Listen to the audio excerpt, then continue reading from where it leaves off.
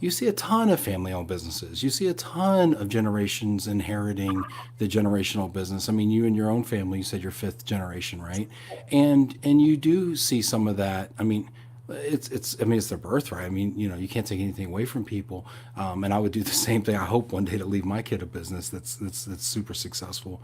But you do see people that inherit it, and since they grew up in it, they don't necessarily have a good point of reference or good context or good other experiences. Me, this is like my fifth job post college, so Mhm. I bring stuff with me from all the companies I work for. But if you just go right into it, you don't have that experience, that diversity of experiences to draw from. And so I think that's extremely self-aware of you. And I kind of like, I guess maybe you're going here, but I mean, what did you learn through that process? I just learned that you need to know what you don't know. And, coming out of marketing, which is a very specific field, and then coming into the family business, which, is it's, you kind of know it since birth. Mm-hmm.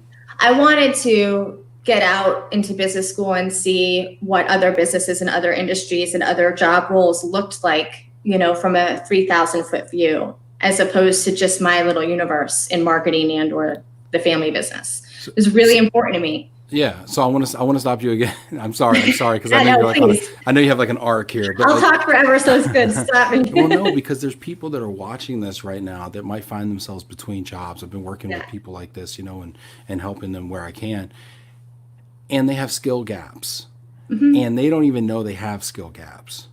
And you talk about learning, knowing, trying to find out, trying to know what you don't know. Well, how do you even begin to know what you don't know? It's such a cyclical problem, it's a chicken and the egg thing almost. So how do you find out what you don't know? I think you start with what scares you. Mm. So for me, what was always so scary about coming into business leadership was actually some of the quantitative skills. I in a marketing and PR path at Newhouse, and then into digital and PR in New York City. I didn't have the quantitative skills that an accountant has, or corporate finance. I didn't have the data modeling and the Excel gymnastics that some people can do, and it scared me. And that fear is what drove me to go learn it, because I can't be a leader if I'm scared to take a step, or I'm scared that I don't know something. So that's what drove it. And I dove into those classes, more so than the marketing classes, more so than some of the other classes I took. I was the teacher. I was the one knocking on the teacher's office, like, please show me this accounting, equation or whatever. I love that though. Like, go towards what scares you. I think that Mhm. is so profound, and I think we could all learn from that. Because I mean, I think our tendency, and especially our tendency undergrad, is to go towards what interests us, find our passion, right? So for me, it was English and Africana studies. Had I to do it over again, or if I went back and got a graduate degree, it would definitely not to be furthering those things. It would be in what you're talking about, quantitative, finance, etc., where I'm things that scare me. And so I think again, very self-aware. And as you began to take those courses, did you get over that fear at some point?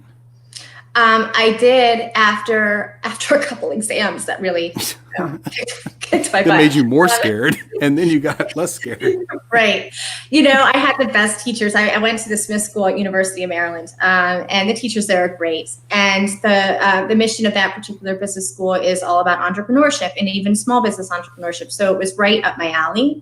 You know, um, and they really helped me out. Like I said, I was definitely the one taking advantage of teachers' hours. And it's like anything, right? When you start something new, it's always challenging to get up and start it. But once you start to get a routine, you start to understand what you're doing. That brings confidence, which then makes it enjoyable, which then reinforces the education. So by the time I graduated, I felt pretty confident. I'm not saying I want to go back and take my managerial accounting final again, but I got through it, and I'm not Right. scared of it anymore. And I also know and appreciate the people that are experts in that, that do that, and are naturally really good at that. That is a skill that I appreciate. And when you can recognize it, that you can build your team around those things that you need.